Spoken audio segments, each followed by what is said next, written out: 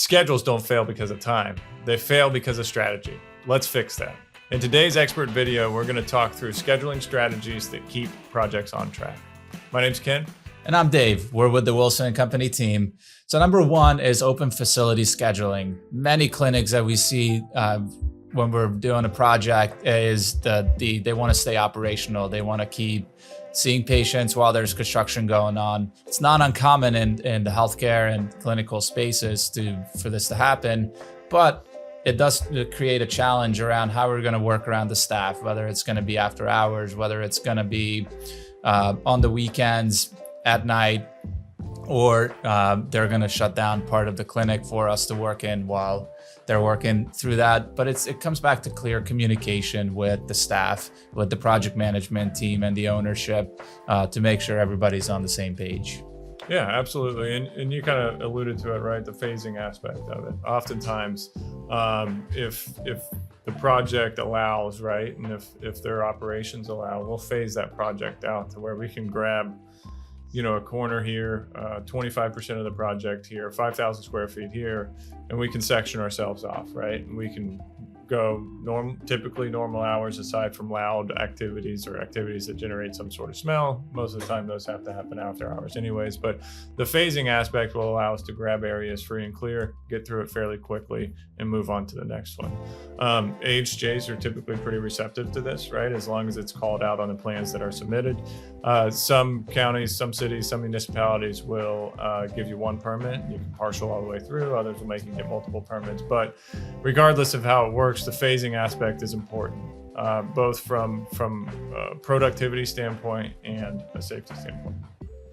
Yeah, and one of the best ways to avoid all of that is to have a design build on the project. And really what that means is just having the GC and the architect, engineers all working together from day one on the project to coordinate with the ownership on what their expectations are and how to deliver that project efficiently.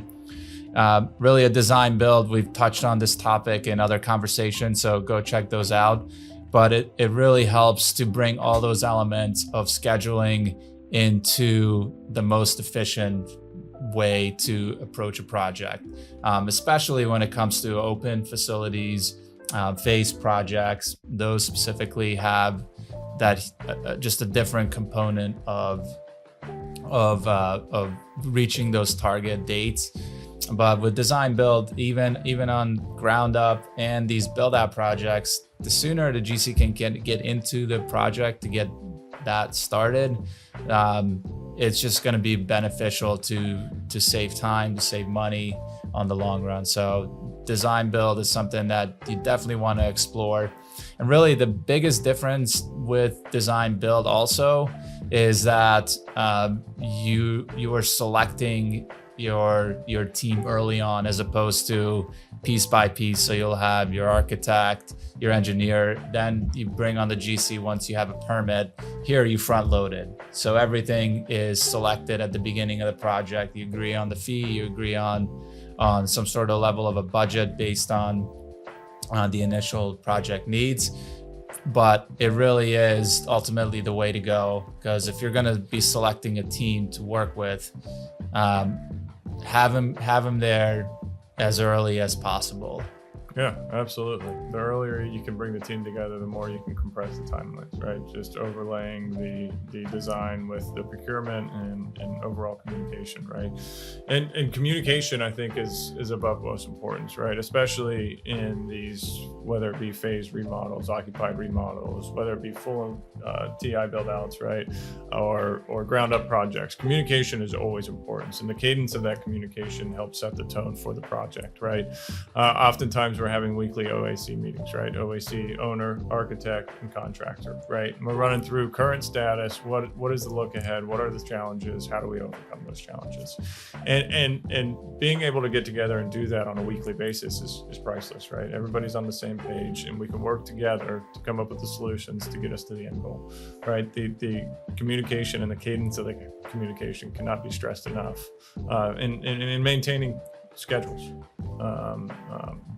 for a lot of other applications, but it helps in maintaining schedules. Yeah, and contingency planning goes right along with those weekly communications, because if you have a delay with your doors getting to the site before your project is supposed to CO, then we can communicate that and come up with solutions. And other things that will come into how do you build in buffer time for inspections. Right. You know, that's one element that's hard to control on the building side with dealing with inspectors.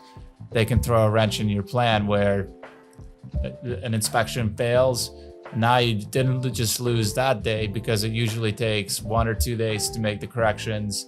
Then you got to recall the inspection and then come back. So now you're talking 3, 4, 5 day delays, or even more depending on the problem. So planning for these contingencies is the biggest thing, to look at a schedule that's successful. And in these owner meetings, one of the key things that we talk about is, okay, what is going to be our challenges and how are we overcoming them? It's not, yes, progress is important, making sure the job is moving forward, but can we plan for the risks that we see coming up, and how are we mitigating those? Those are usually the stuff we lose sleep over the most. Often, Yeah. right? No, all great things. Appreciate you guys joining in. Again, as Dave mentioned, we have some more full-length videos on our YouTube channel, other various platforms, Blueprints to Punch List, where you'll find we dive into some other topics. If you have any questions or you have anything we can help out with, feel free to reach out to us at Wilson Company. Thanks.